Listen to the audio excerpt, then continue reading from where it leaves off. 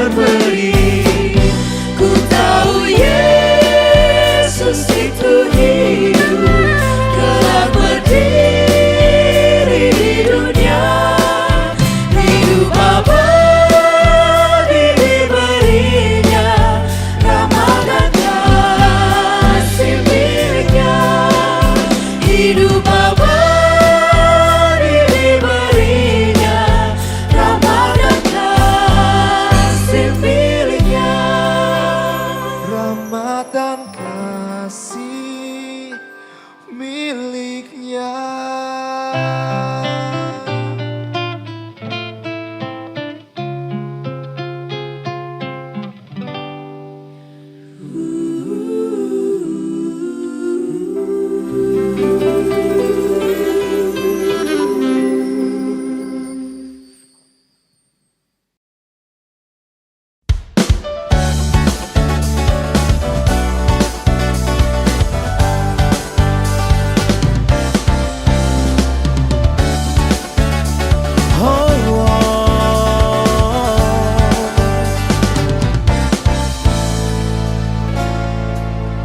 Batu penjuru gereja dan dasar yang besar, yaitu Yesus Kristus, pendiri umatnya. Dengan kurban darahnya gereja ditebus, baptisan dan firman-Nya membuatnya kudus.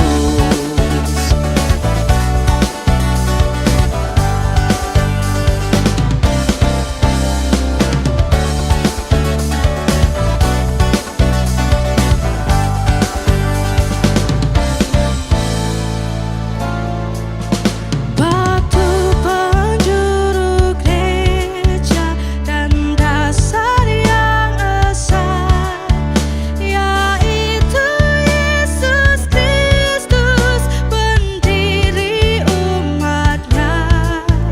Dengan kurban darahnya gereja ditebus, baptisan dan firman-Nya membuatnya kudus.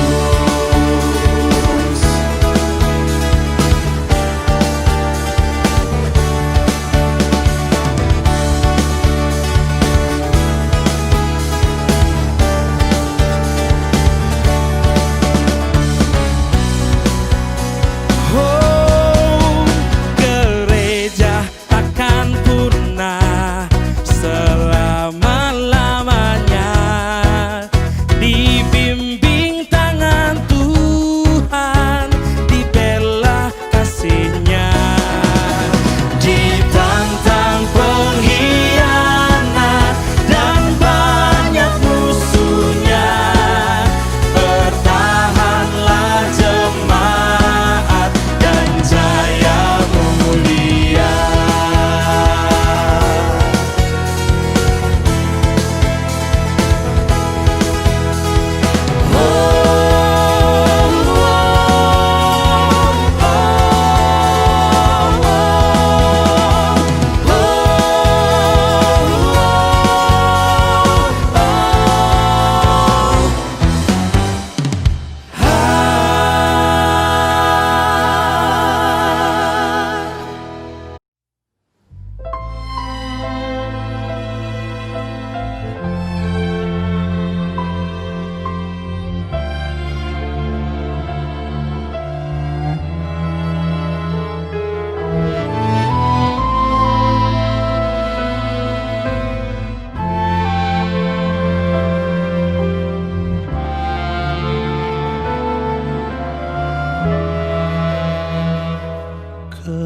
Kepala yang berdarah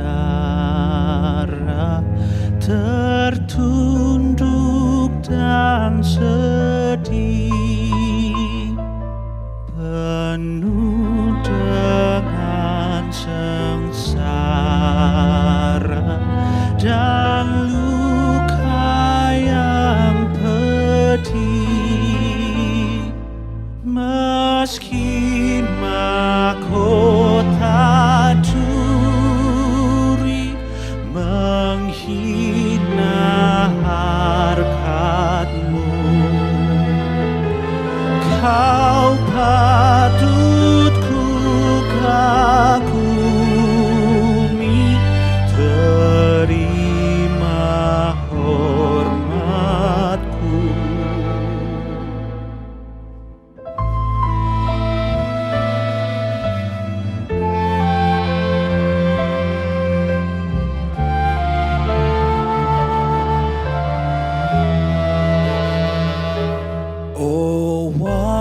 Raja yang mulia, yang patut disembah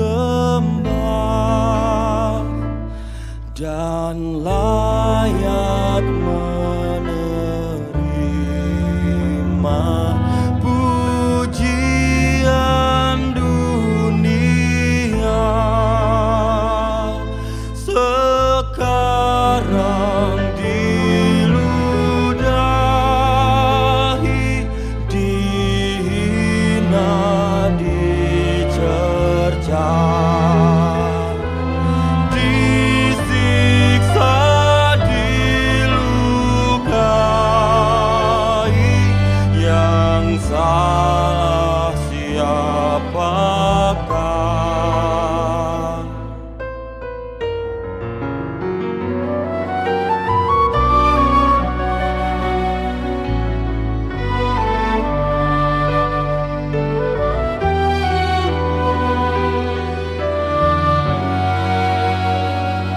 Ya Tuhan yang Kau tanggung, yaitu salahku. Dosaku telah Kau gantung di kayu salibmu. Oh, kasihani daku yang harus dicela. Ampunilah hamba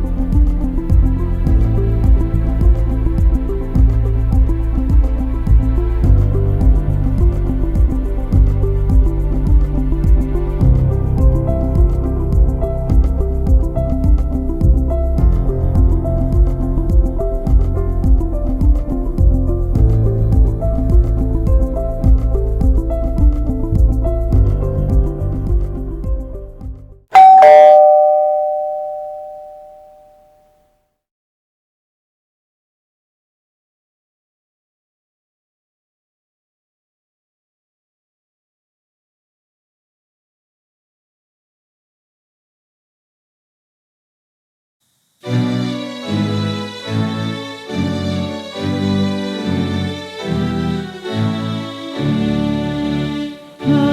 makhluk alam semesta, Tuhan Allahmu pujilah.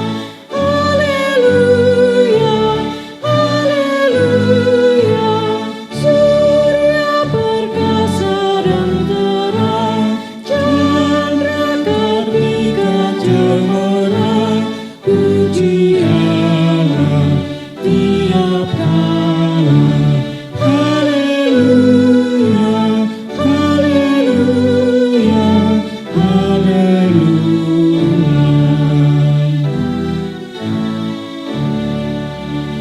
Hai segenap saudaraku, pujilah Tuhan Allahmu. Haleluya, haleluya. Kami berhati mulia, ucapkan syukur padanya. Puji Allah tiap kala.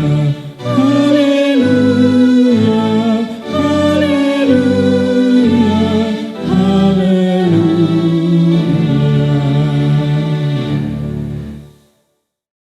Pertolongan kita adalah dalam nama Tuhan yang menjadikan langit dan bumi.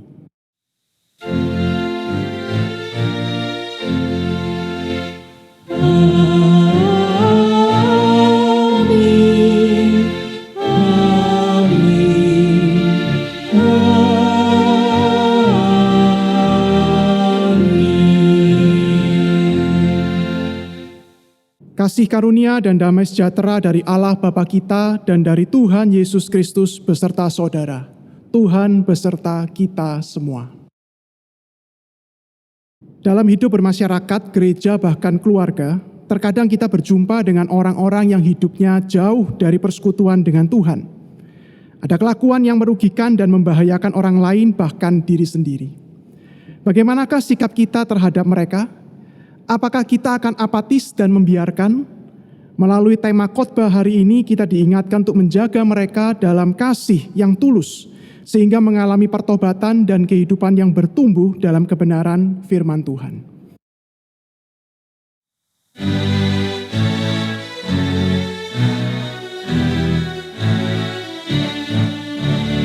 Aku hendak tetap berhati tulus, karena Tuhan mempercaya itu. Aku hendak tetap berjalan lurus, karena Tuhan telah mengasihiku. Karena Tuhan telah mengasihiku.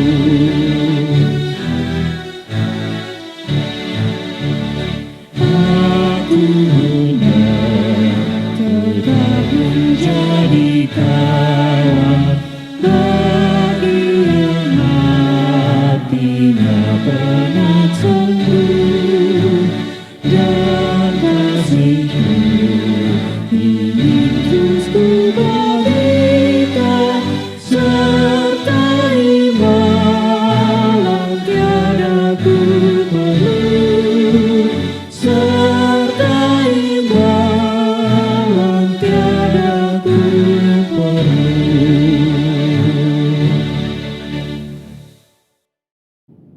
Mari kita berdoa.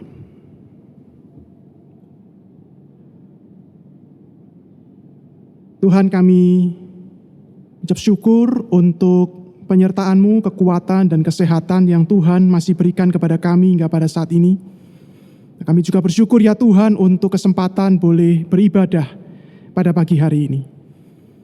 Kami sadar sekali ya Tuhan, selama beberapa hari yang sudah berjalan ini, kami adalah manusia yang lemah dan terbatas, dan seringkali secara sengaja ataupun tidak sengaja kami berbuat apa yang tidak berkenan kepada Tuhan, apa yang menyedihkan hati-Mu, apa yang tidak menturuti apa yang menjadi kehendak Tuhan dalam kehidupan kami.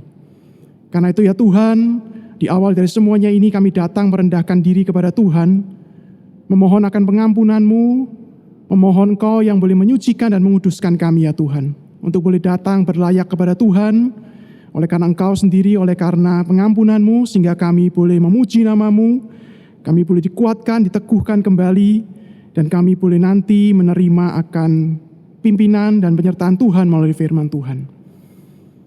Kuduskan kami, tolonglah kami semua, di dalam nama Tuhan Yesus kami berdoa. Amin.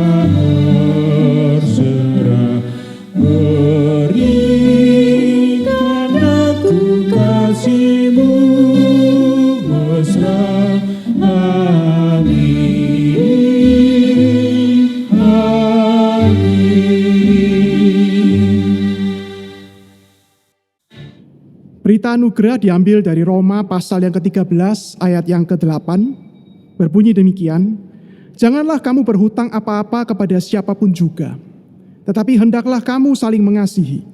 Sebab barang siapa mengasihi sesamanya manusia, ia sudah memenuhi hukum Taurat." Demikianlah berita anugerah dari Tuhan.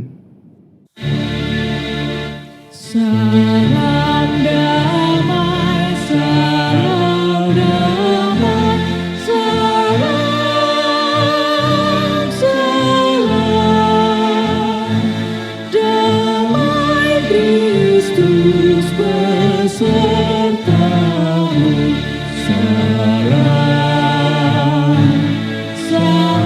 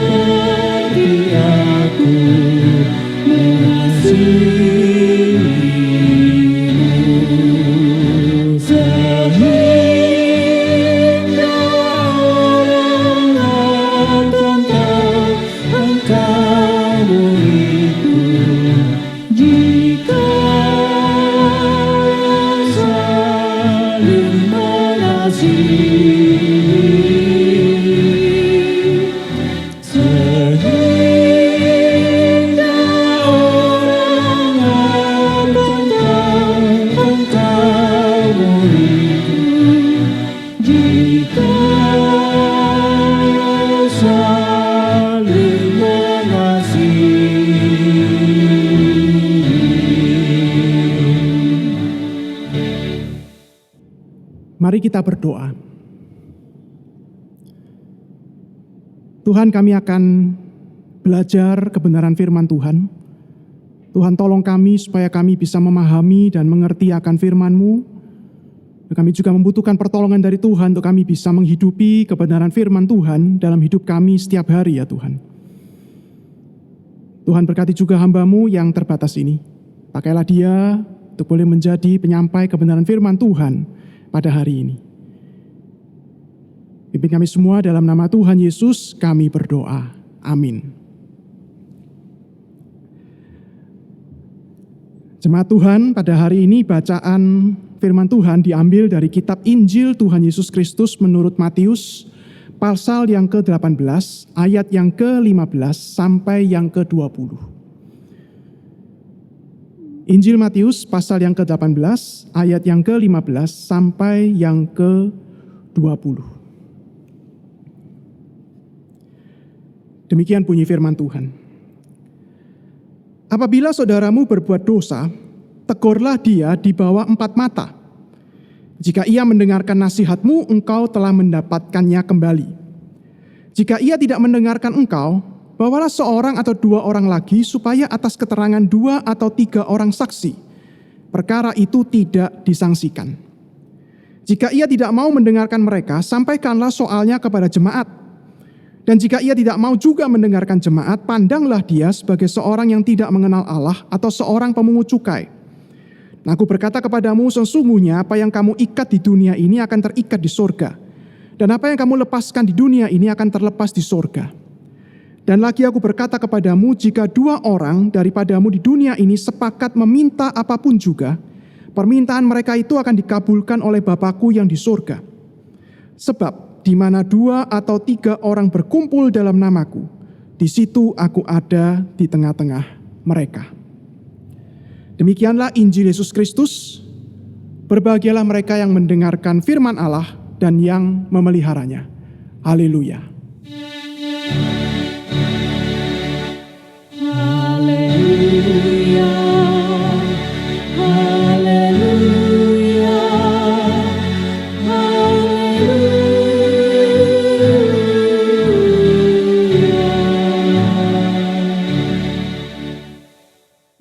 Jadi jemaat Tuhan, tema kita pada hari ini adalah saudara yang menjaga dengan kasih. Nah, ketika kita bicara tema ini, saudara-saudara, maka kita sadar sekali bahwa sebagai gereja Tuhan, kita ini sebenarnya adalah persekutuan dari orang-orang yang sudah dipanggil keluar dari dosa untuk dipersatukan di dalam Kristus. Nah, kita disebut juga sebagai anak-anak Allah di dalam Kristus, sebagai kesatuan di dalam Tuhan. Nah, sehingga tidak heran saudara-saudara, kita itu bisa memanggil satu sama lain sebagai saudara-saudara seiman di dalam Tuhan Yesus. Nah, karena kita sudah dipersatukan sebagai milik Tuhan, sebagai anak-anak Allah di dalam Kristus. Nah, dalam firman Tuhan yang lain disebutkan kita ini sebenarnya adalah satu keluarga kerajaan Allah. Nah, sehingga saudara-saudara, kita ini memang adalah satu keluarga yang boleh memanggil satu sama lain sebagai saudara-saudara seiman. Nah, sebagai saudara-saudara seiman, saudara-saudara, maka kita itu kemudian bersekutu bersama. Kita itu kemudian menyembah Allah bersama-sama. Kita itu kemudian saling melayani, saling mendukung bersama-sama. Nah, termasuk tema kita pada pagi hari ini, kita sebagai satu keluarga, satu saudara dalam Tuhan, kita itu juga diingatkan untuk saling menjaga satu sama lain. Nah, pertanyaannya adalah kenapa kita itu perlu saling menjaga satu sama lain? Nah, saudara-saudara, kita itu tahu sekali, saudara-saudara, kita ini sebenarnya orang-orang seperti apa, walaupun kita itu sebenarnya sudah percaya kepada Tuhan Yesus. Nah, saudara-saudara, kita tahu sekali bahwa ketika kita sudah percaya kepada Tuhan Yesus, kita itu enggak kemudian langsung otomatis berubah menjadi orang baik. Kita ini masih bergumul, saudara-saudara. Apa yang kita gumulkan? Yang pertama, saudara-saudara, Roma pasal yang ke-7, Rasul Paulus itu mengatakan, kita itu masih bergumul dengan kedagingan kita. Kita masih bergumul dengan kedagingan kita, natur dosa di dalam diri kita. Nah, sehingga Paulus mengingatkan kepada kita, dan kita juga menyadari sekali, saudara-saudara, bahwa Paulus mengatakan, sebenarnya di dalam akal budiku, aku tahu hukum Tuhan, aku tahu kehendak Tuhan itu apa yang mesti kulakukan. Tetapi Paulus mengatakan, dan kita pun menyadarinya, di dalam diriku Itu seperti ada hukum lain yang mau menarik aku jauh dari Tuhan. Nah saudara-saudara, kita itu masih bergumul dengan kedagingan kita, dengan natur dosa dalam diri kita yang berdaging ini, yang ingin selalu kadang-kadang itu menggoda kita untuk jauh dari Tuhan. Nah sehingga kita mesti memang memenangkan peperangan rohani ini di dalam Tuhan, saudara-saudara. Nah yang kedua, saudara-saudara, kita itu masih kemudian juga bergumul melawan dunia kita, tempat kita di mana sekarang masih berada ini. Dunia kita dengan segala kejahatannya, dunia kita dengan segala pengaruhnya yang jahat itu, yang bisa kalau kita nggak hati-hati itu bisa menjauhkan kita dan menjatuhkan kita dari Tuhan. Nah sehingga akhirnya kalau kita nggak sadar, saudara, hidup kita ini bukannya makin serupa dengan Kristus, tapi hidup kita itu makin seperti yang orang katakan di luar sana. Orang Kristen tapi cuma di KTP. Orang Kristen yang hidupnya itu tidak menunjukkan keserupaan dengan Kristus. Nah saudara, karena itu kenapa kita itu diingatkan untuk saling menjaga.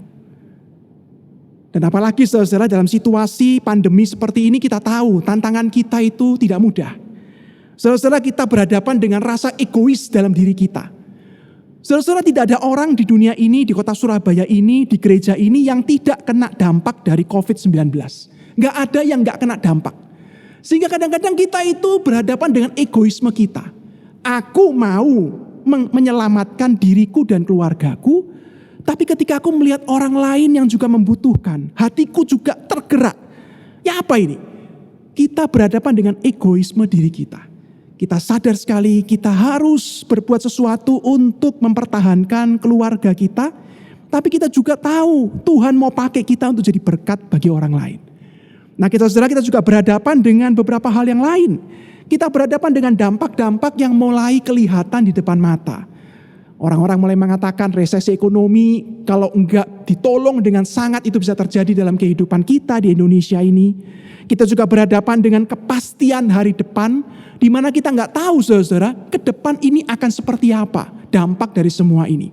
Karena segala sesuatu bisa berubah hanya dalam hitungan hari. Dan itu membuat kita bisa khawatir, membuat kita bisa kemudian kepikiran tentang masa depan kita.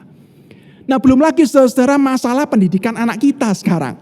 Anak-anak sekolah di rumah.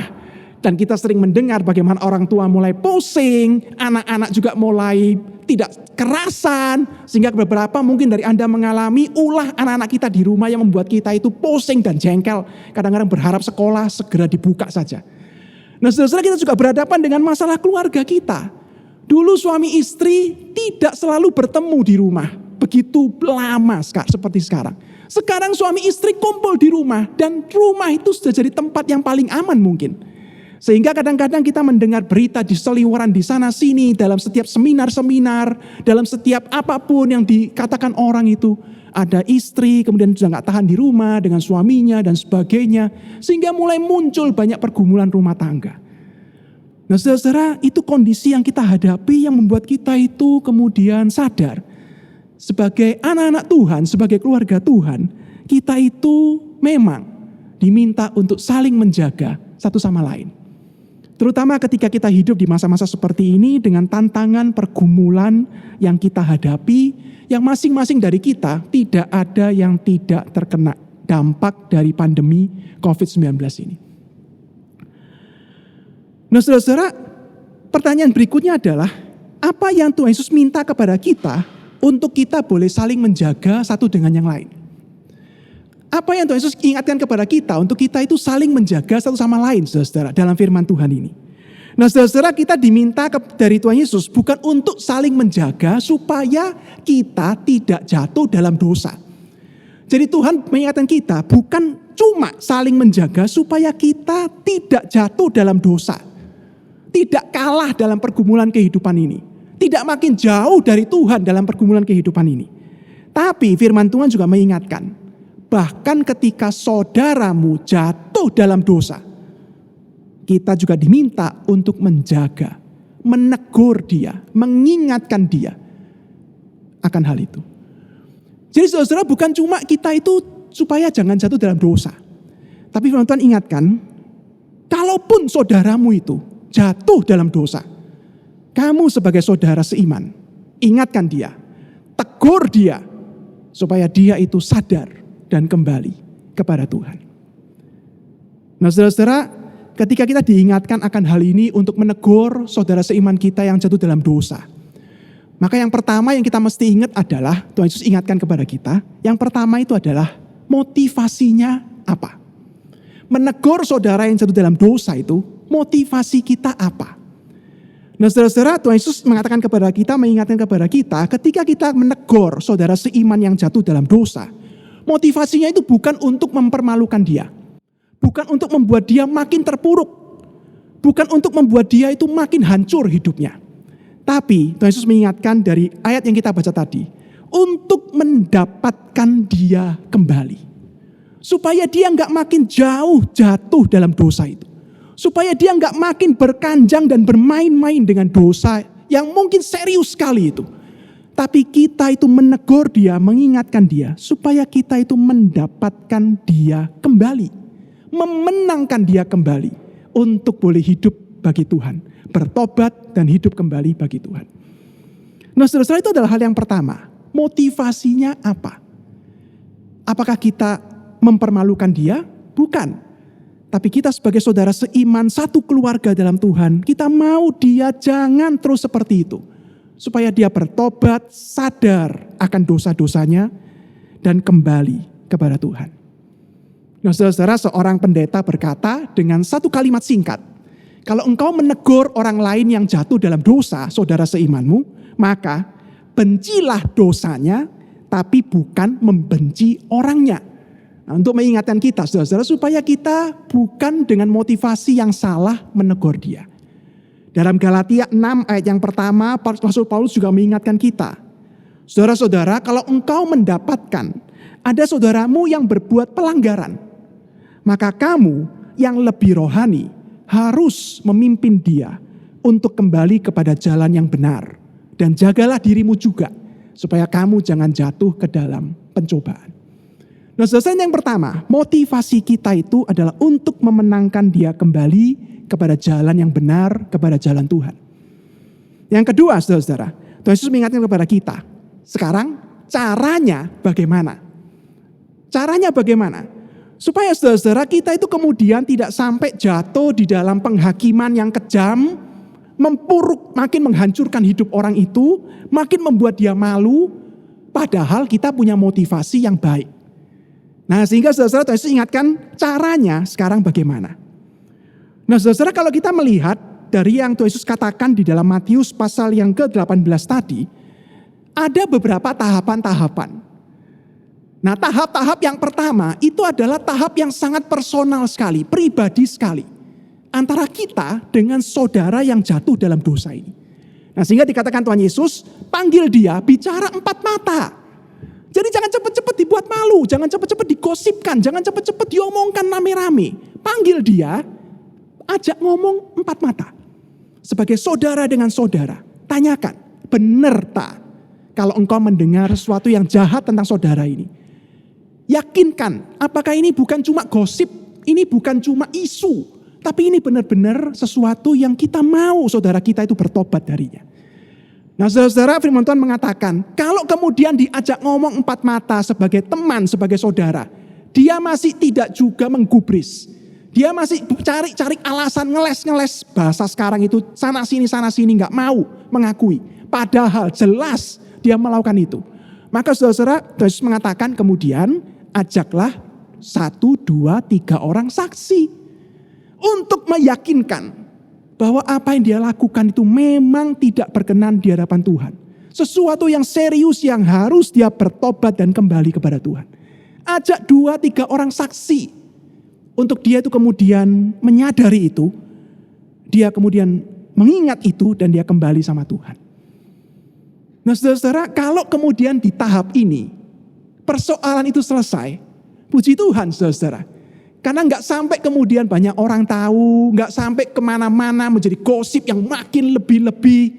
Dan saudara kita yang berdosa itu dia bertobat dan dia kembali sama Tuhan. Kalau sampai tahap personal ini semua selesai dengan baik. Puji Tuhan saudara, kita menginginkan itu. Supaya saudara kita itu cepat sadar dan kembali kepada Tuhan. Tapi firman Tuhan mengatakan, kalau dia juga masih tidak mau bertobat, masih terus bermain-main dengan dosa itu, saudara. Maka Yesus mengatakan, bawalah itu kepada gereja, bawalah itu kepada jemaat. Nah, saudara, setiap gereja itu biasanya punya sistem ya di dalam hal seperti ini. Nah, misalnya mungkin kita nggak kemudian kabarkan di tengah jemaat gede kayak gini, saudara ya. Tapi kita kemudian menceritakan kepada hamba Tuhan. Dan hamba Tuhan itu kemudian membawanya di dalam pertemuan dengan para majelis gereja. Untuk mengingatkan saudara kita ini. Supaya dia itu kembali kepada Tuhan. Nah, kalau tahap ini saudara, sudah kita itu minta tolong gereja, hamba Tuhan dan tim majelis atau tim pastoral gereja. Dia juga masih tidak mau kembali kepada Tuhan. Dia masih terus ngeles sana sini, masih bermain-main dengan dosa itu saudara. Maka kemudian Yesus mengatakan, pandanglah dia sebagai orang yang berdosa. Sebagai para pemungut cukai. Apa artinya saudara ya? Apa artinya? Pandanglah orang itu seperti engkau memandang pemungut cukai. Ini zamannya Tuhan Yesus ya. Nah saudara, beberapa penafsir mengatakan di dalam tahap yang seperti ini, kalau seorang saudara memang benar-benar tidak mau lagi menerima nasihat, teguran, bahkan sudah di dalam penanganan dan pastoral dari gereja. Maka saudara-saudara, pada tahap ini gereja memang harus melakukan sesuatu. Beberapa gereja mengatakan kalau kehadiran dan tindakan dia itu menjadi batu sandungan buat orang lain. Sampai ada gereja itu yang kemudian meminta dia jangan ikut perjamuan kudus dulu. Jangan melayani dulu. Dihentikan dulu dari jabatan-jabatan gerejawi yang dia sandang. Supaya jangan dia kemudian menjadi batu sandungan bagi orang lain. Sampai persoalan ini diselesaikan di dalam pertolongan dari Tuhan. Nah saudara, sebenarnya kenapa ya Tuhan Yesus itu mengingatkan kita sampai seperti ini. Kalau empat mata masih gak mau, ajak saksi-saksi yang lain. Kalau saksi-saksi dia juga masih ngeles sana sini gak mau bertobat. Berikan, ingatkan, bawa masalah itu kepada gereja Tuhan. Kepada hamba Tuhan dan tim majelis mungkin. Kalau masih juga gak mau, gereja lakukan sesuatu. Perlakukan dia. Jaga dia, supaya jangan sampai dia mungkin melakukan sesuatu yang menjadi batu sandungan bagi orang lain. Tuhan Yesus mengatakan, lihat dia seperti pemungut cukai, orang yang gak mengenal Allah. Beberapa penafsir mengatakan ekskomunikasi dia, kucilkan dulu dia. Kenapa saudara ya Tuhan Yesus mengatakan seperti itu? Apakah Tuhan Yesus kejam? Enggak saudara ya. Kenapa Tuhan Yesus meminta kita dan gereja Tuhan seperti itu saudara kepada saudara yang berbuat dosa? Nah saudara, tujuannya adalah satu. Supaya kita sebagai saudara seiman dan gereja sebagai persekutuan anak-anak Tuhan tidak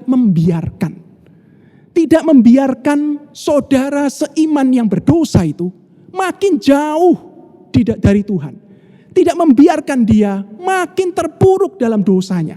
Tidak membiarkan dia makin lupa akhirnya dari Tuhan. Dan gereja juga tidak membiarkan dosa itu pelan-pelan akhirnya mulai merusak persekutuan anak-anak Tuhan. Saudara, kita diingatkan untuk tidak membiarkan saudara seiman kita makin hancur, makin terpuruk hidupnya dalam dosa. Dan kita juga diminta sebagai satu persekutuan gereja Tuhan tidak membiarkan dosa itu kemudian makin menjalar dan makin menghancurkan persekutuan anak-anak Tuhan. Nah saudara-saudara, kita membaca dalam surat 1 Korintus pasal yang kelima. Nah di sana dikatakan ada satu dosa dalam gereja Korintus yang sangat mendukakan hati Paulus. Dosa itu begitu menjijikkan bagi Paulus. Dosa itu kata Paulus sampai gak ada loh orang di luar gereja yang melakukannya. Tapi kamu melakukannya.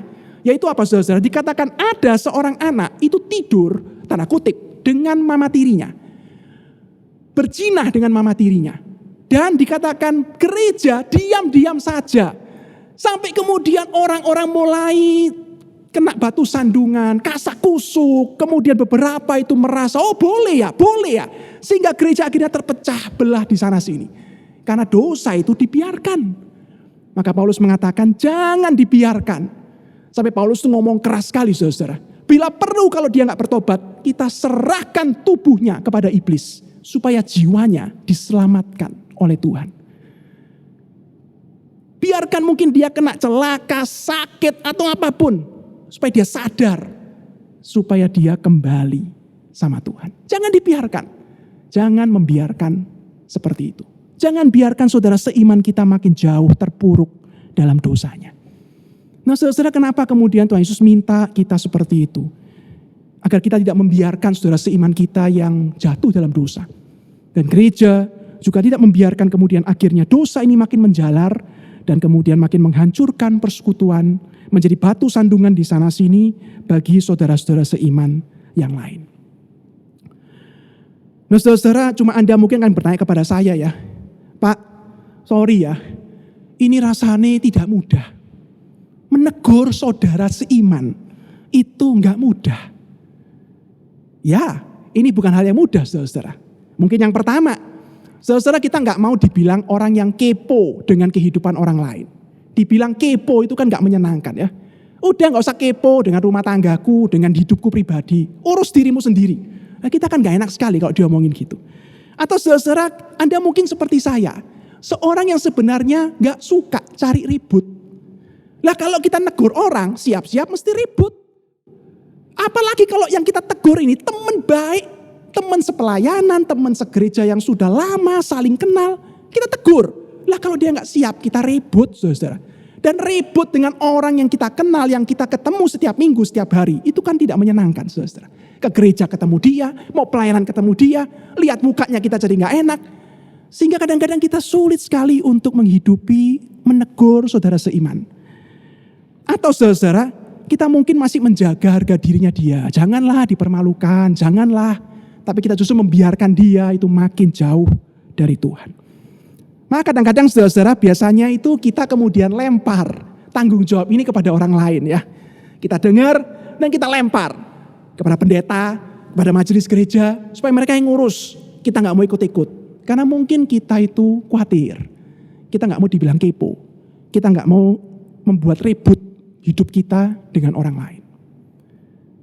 Maka saudara-saudara yang pertama kita mesti ingat, saudara kita itu dipanggil sebagai satu saudara seiman. Dengan satu hal juga yang Tuhan ingatkan, salinglah menjaga satu sama lain. Terutama ketika ada saudaramu yang jatuh dalam dosa. Salinglah menjaga satu sama lain. Saudara yang kedua, karena kita tahu ini susah saudara. Maka saudara kita bisa meminta supaya kasih dan hikmat dari Tuhan itu hadir dalam hidup kita, dalam hati kita. Saudara, apakah Tuhan kita itu akan membiarkan ada anak-anaknya yang akan jauh dan meninggalkan dia? Saya percaya Tuhan tidak akan membiarkan saudara. Kalau kita yang tidak berbuat sesuatu, Tuhan pasti akan lakukan sesuatu. Kalau dia mengasihi anaknya ini dan dia akan tarik kembali kepada Tuhan. Tidak jatuh terus dalam dosa. Maka saudara kita perlu minta Tuhan berikan kepadaku hati, kasih dan hikmat-Mu. Supaya aku ini dikuatkan untuk boleh saling menjaga saudara seiman satu dengan yang lain. Nah sehingga ketika kita tahu saudara seiman kita berbuat dosa, kita minta motivasi yang benar dari Tuhan untuk menegur dia. Kita tanya Tuhan caranya ya apa? Perlu langsung cerita hamba Tuhan? Langsung cerita pendeta? Atau empat mata dulu? Tuhan kasih tahu saya gimana caranya. Nah sehingga kemudian kita itu dengan hati yang rindu dan sungguh-sungguh ingin mengajak saudara kita ini kembali kepada Tuhan. Kita kemudian melangkah untuk boleh menegur dan mengingatkan dia. Saudara-saudara saya cerita satu hal saudara ya. Beberapa tahun yang lalu saya dapat kesempatan melayani satu kelompok anak-anak remaja dengan beberapa teman dari berbagai gereja. Ini camp leadership, camp pemimpinan untuk remaja. Nah saudara di hari kedua pagi hari kita habis olahraga bersama, anak-anak kita suruh kembali ke rumah retreat untuk persiapan sesi. Saya diajak beberapa teman itu untuk ngopi sebentar di sebuah warung kopi dekat rumah retreat itu. Jadi kita tuh keluar cari lapangan kemudian kembali. Nah waktu kita ngopi minum teh, itu tempat dingin sekali, kita minum yang hangat, makan gorengan-gorengan yang untuk mengenyangkan perut sebentar. Tiba-tiba saya kaget sekali saudara. Seorang panitia laki yang bersama saya dan saya kenal dia, itu tiba-tiba meminta sesuatu dari ibu yang jaga warung kopi. Dan saya tahu benda apa itu saudara-saudara. Tiba-tiba dia nyalakan benda itu dan dia merokok saudara-saudara. Saya kaget sekali, loh dia tahu gak saya ini siapa?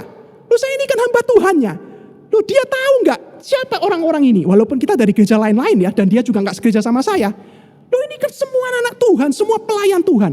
Untung gak ada anak remaja di sana, ngelihat dia ngerokok itu. Saya kaget saudara-saudara. Tapi saya kemudian diam. Kenapa? Yang pertama, saya gak enak. Langsung kalau saya todeng di depan warung kopi itu, waduh ibu saya kaget saudara-saudara. Saya diam aja. Saya ngeliatin teman saya itu ngerokok aja sampai selesai. Kemudian kembali, saya kemudian gak terlalu bingung dengan itu karena kita sibuk kemudian menyiapkan camp sehari 2 hari itu pulang. Nah di rumah kemudian hati saya gelisah sekali saudara. Loh ini teman baik yang saya gak nyangka, loh kok gitu tiba-tiba. Nah saya ceritakan kepada istri saya bilang, loh kamu ya mesti ngomong dong. Ajak dia ngomong, kenapa? Kok kamu begitu? Kamu tahu gak itu bisa jadi batu sandungan buat pelayan yang lain. Gak segereja lagi, apa katanya orang-orang nanti. Nah saya tahu saudara, saya memang mesti ngomong sama dia. Nah saudara, gak lama setelah itu saya dapat kesempatan ketemu dia. Dengan beberapa teman ketemu dia, makan siang di sebuah tempat, tiba-tiba semua pulang, semua bubar, tinggal saya sama dia. Saya tahu, jangan-jangan Tuhan sedang ingin kasih kesempatan, saya ngomong sama dia. Saudara, dalam waktu sekelebat saya berdoa dalam hati, Tuhan tolong saya dengan hati yang murni, saya mau ngomong sama teman saya ini. Saya langsung tanya saudara, tanpa basa-basi ya. Saya ngomong sama dia ya. Sorry ya, aku mau tanya yang lalu itu ya, waktu kita camp itu. Kok kamu tiba-tiba ngerokok? Nah saudara, dia kemudian gak kaget ya gak apa-apa. Dia akhirnya cerita. Saudara, dia dulu seorang perokok, dan dia berusaha sekarang, dan dia ngaku, Pak Alfred, saya memang kadang-kadang seperti itu. Nah tapi kamu gimana kalau seperti ini terus, saya bilang. Untung itu gak ada anak-anak, teman-teman. Nah sekarang teman-teman yang lihat gimana mau menjelaskan kepada mereka. Nah dia berjanji saudara, dia akan tinggalkan kebiasaan itu. Nah saudara, kemudian lama gak bertemu, saya mengingat dia lama, tiba-tiba dia ngajak saya ketemuan berdua. Untuk apa saudara? Dia diminta pendeta gerejanya jadi majelis. Saya kaget sekali saudara. Loh kamu diminta jadi majelis? Iya, ya apa ini Pak? Ya berdoa, cerita sama istrimu, doakan sama-sama dan jawab ya atau tidak. Terus saya ingat, saya tanya dia, kamu masih ngerokok enggak? Kamu masih ngerokok enggak? Nah selesai dia ngomong, puji Tuhan, sudah tidak lagi. Kalau gitu kamu doa sungguh-sungguh, tanya sama Tuhan, jadi majelis enggak Tuhan? Dengan saya yang seperti ini. Nah saudara-saudara, mungkin ada di antara kita yang seperti itu. Susah sekali, sungkan banget. Tapi saudara-saudara kita perlu minta Tuhan, tolong saya Tuhan, kasih saya hatimu, kasihmu. Saya enggak mau biarkan saudara saya ini jauh dari Tuhan. Saudara-saudara mungkin Anda akan berkata kepada saya, iya Pak, kalau cerita Bapak itu selesai baik-baik, temani Bapak terima baik-baik, enggak ngajak tengkar. Lah kalau tengkar, ribut, enggak mau ngaku, sudah ngajak teman, diingatkan, sampai pendeta ingatkan, juga enggak mau tahu.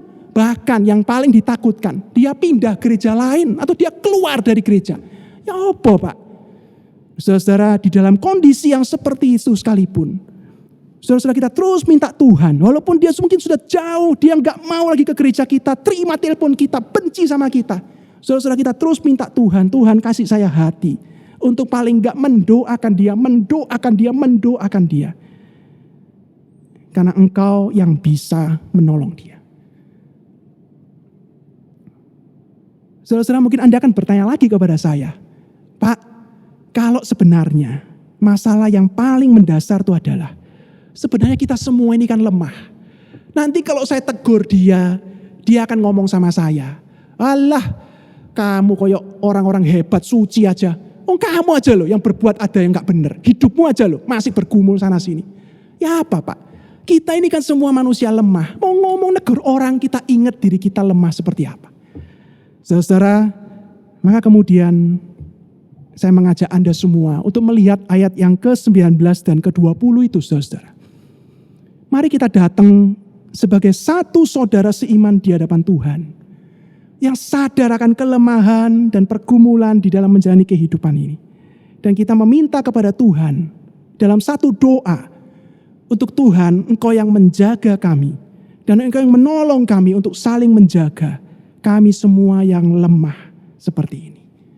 Saudara, di mana 2-3 orang berkumpul dan berdoa kepada Tuhan untuk satu hal yang Tuhan berkenan, Tuhan akan menggenapinya. Karena itu saya mengajak kita untuk berdoa kepada Tuhan saat ini.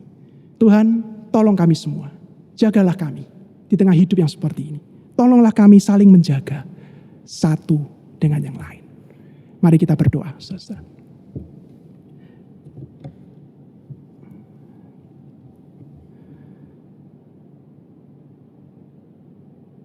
Tuhan, kami datang sebagai persekutuan anak-anak-Mu di hadapan Tuhan, merendahkan diri kami, karena tidak ada dari kami yang layak untuk menyombongkan diri di hadapan Tuhan.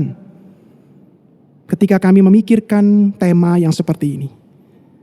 Karena itu kami minta kepada Tuhan sehati sepikir Tuhan. Tolonglah gereja kami, tolonglah kami semua, anak-anak-Mu ini, keluarga demi keluarga.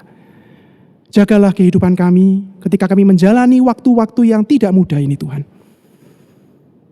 Tolonglah kami dengan hati yang lembut, hati yang saling mengasihi Tuhan. Untuk saling menjaga satu dengan yang lain. Saling mendoakan, saling mengingatkan, saling menegur, saling menguatkan satu sama lain di dalam Tuhan. Tuhan tolonglah kami semua, pimpinlah kami. Dalam nama Tuhan Yesus kami berdoa. Amin. Marilah kita bersama dengan umat Allah di masa lalu, masa kini dan masa depan, mengingat pengakuan pada baptisan kita menurut pengakuan iman rasuli. Aku percaya kepada Allah, Bapa yang Maha Kuasa, Khalik langit dan bumi, dan kepada Yesus Kristus, anaknya yang tunggal, Tuhan kita, yang dikandung dari Roh Kudus, lahir dari anak darah Maria, yang menderita sengsara di bawah pemerintahan Pontius Pilatus, disalibkan, mati dan dikuburkan, turun ke dalam kerajaan maut. Pada hari yang ketiga, bangkit pula di antara orang mati, naik ke surga, duduk di sebelah kanan Allah Bapa yang Maha Kuasa. Dan dari sana ia akan datang untuk menghakimi orang yang hidup dan yang mati. Aku percaya kepada Roh Kudus, gereja yang kudus dan am, persekutuan orang kudus, pengampunan dosa, kebangkitan orang mati, dan kehidupan yang kekal. Amin. Saudara, mari kita berdoa syafaat pada saat ini.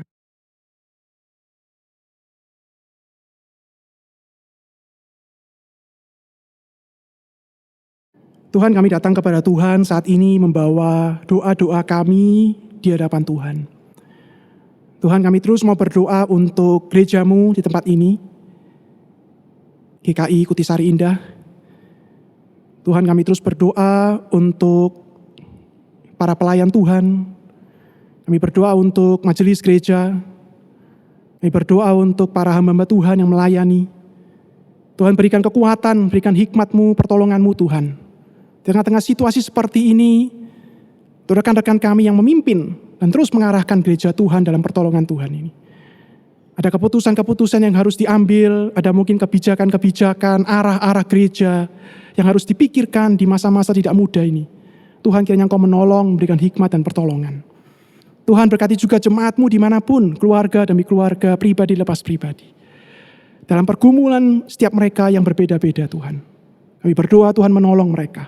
Dalam pergumulan pekerjaan, pergumulan ekonomi, pergumulan mendidik anak-anak mereka di rumah, relasi antar keluarga, antar anggota keluarga. Tuhan, kami mohon pertolongan-Mu dan tuntunan Tuhan yang mampukan dan menyertai setiap kami. Ketika kami putus asa, kami patah harap, Tuhan, kiranya Engkau yang kembali membangkitkan kami, meneguhkan iman kami untuk kami boleh berseru dan berdoa kepada Tuhan. Tuhan, kami juga tidak putusnya berdoa untuk bangsa dan negara kami, untuk kota Surabaya yang kami kasihi ini Tuhan, yang kami cintai. Kami terus berdoa untuk pemimpin-pemimpin negara kami. Berikanlah hikmat-Mu Tuhan, mereka yang sedang berusaha untuk menyelamatkan dan mengusahakan kesejahteraan rakyatnya di tengah-tengah masa-masa yang tidak mudah ini. Tuhan, berkati, jauhkan daripada kepentingan-kepentingan pribadi, kepentingan-kepentingan golongan yang sebenarnya hanya menghancurkan. Tuhan, Kau juga menolong usaha-usaha untuk menemukan obat, menemukan vaksin dari COVID-19 ini. Tuhan, tolonglah para ahli-ahli, uji coba yang dilakukan. Tuhan, supaya benar-benar dengan hikmat pertolongan-Mu, obat dan vaksin ini bisa ditemukan. Dan mungkin dari sana ya Tuhan, hidup kami bisa mungkin kembali baik. Kami juga mungkin ditolong, dikuatkan untuk kami boleh menjalani kehidupan kami. Tuhan, bermurah hatilah dan mentolonglah bangsa dan negara kami dan kota Surabaya ini Tuhan. Kami manjatkan doa ini di dalam nama Tuhan Yesus, Tuhan dan Juru Selamat kami, yang mengajarkan kepada kami doa Bapa kami.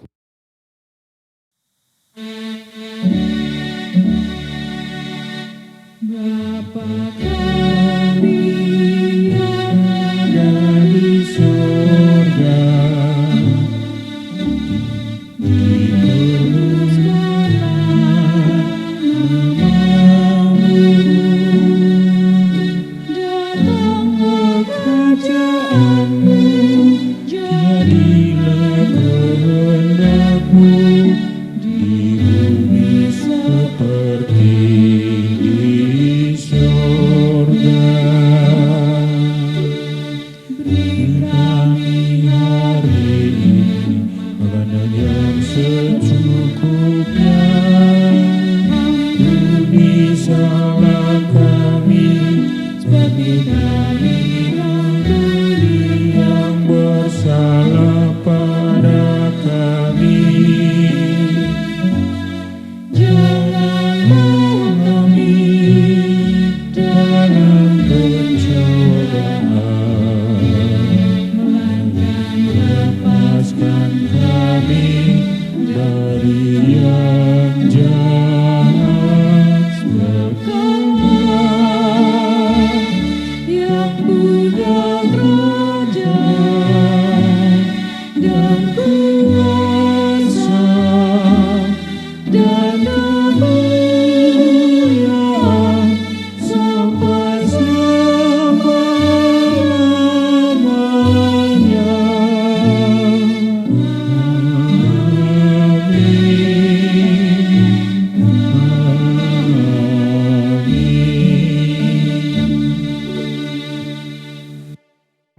Kini tiba saatnya kita memberikan persembahan ucapan syukur kita. Untuk persembahan ibadah minggu online dapat diberikan dengan cara transfer ke rekening BCA GKI Kutisari dengan nomor yang dapat kita lihat di layar. Yang kedua dapat disimpan terlebih dahulu dan diberikan saat ibadah minggu diadakan kembali di gereja. Yang ketiga dapat melalui scan QRIS yang dapat dilihat di layar. Nas persembahan pada hari ini diambil dari Mazmur 126 ayat 5 sampai dengan 6. Orang-orang yang menabur dengan mencucurkan air mata akan menuai dengan bersorak-sorai. Orang yang berjalan maju dengan menangis sambil menabur benih pasti pulang dengan bersorak-sorai sambil membawa berkas-berkasnya.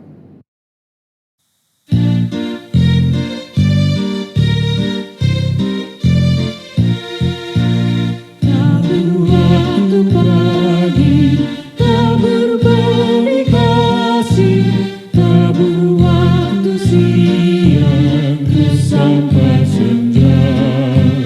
Nantikan tuaian pada musim panen, kita akan bersuka bawa berkasnya, bawa berkasnya. Masuk lumbungnya, kita akan bersuka bawa berkasnya, bawa berkasnya. Masuk lumbungnya, kita akan bersuka bawa berkasnya. Maju walau sukar, tabur bagi Tuhan, biar jiwa raga susah dan lelah. Sampai akhir nanti kita disambutnya, kita akan bersuka bawa berkasnya, bawa berkasnya. Masuk sesungguhnya kita akan bersuka bawa berkasnya, bawa berkasnya masuk lubuknya. Kita akan bersuka bawa berkasnya. Marilah kita bawa persembahan pada hari ini dalam doa. Selamat pagi Tuhan Yesus. Terima kasih Tuhan atas penyertaan-Mu sampai dengan hari ini, di mana pada kondisi orang lain mengatakan bahwa keadaan kami tidak baik karena pandemi, banyak orang-orang yang resah, Engkau masih menyertai kami semua, sehingga kami boleh menjalani hari demi hari kami dengan penuh sukacita. Ya Tuhan, apabila pada hari ini Engkau masih memberikan kami kesempatan untuk memberikan persembahan sebagai ucapan syukur kami, kiranya ya Tuhan, Engkau memberkati persembahan yang akan kami berikan ya Tuhan, sehingga persembahan ini boleh menjadi berkat dan boleh memuliakan kerajaan-Mu di muka bumi ini. Kiranya Engkau juga memberikan tuntunan kepada para majelis yang akan mengelolanya ya Tuhan, sehingga persembahan ini boleh dipergunakan dengan sebaik-baiknya hanya untuk memuliakan nama-Mu. Dalam nama Tuhan Yesus kami berdoa. Amin.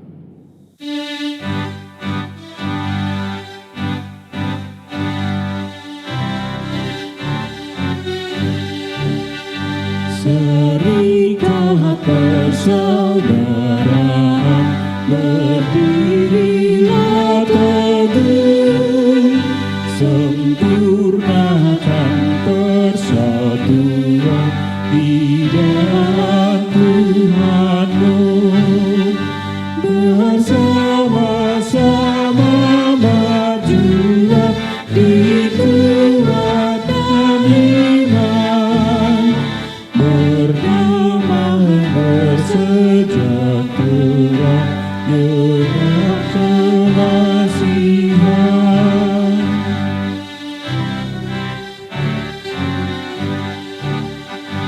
Dan masing-masing kamu pun diberi anugerah, supaya kamu bertekun dan rajin bekerja. Hendaklah hatimu rendah, tahu Tuhan berkuasa. Jemaat menurut firman-Nya berkasih-kasihan.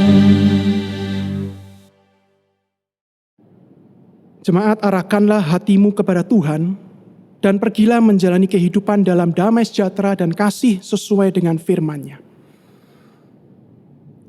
Terimalah berkat Tuhan. Tuhan memberkati engkau dan melindungi engkau. Tuhan menyinari engkau dengan wajah-Nya dan memberi engkau kasih karunia.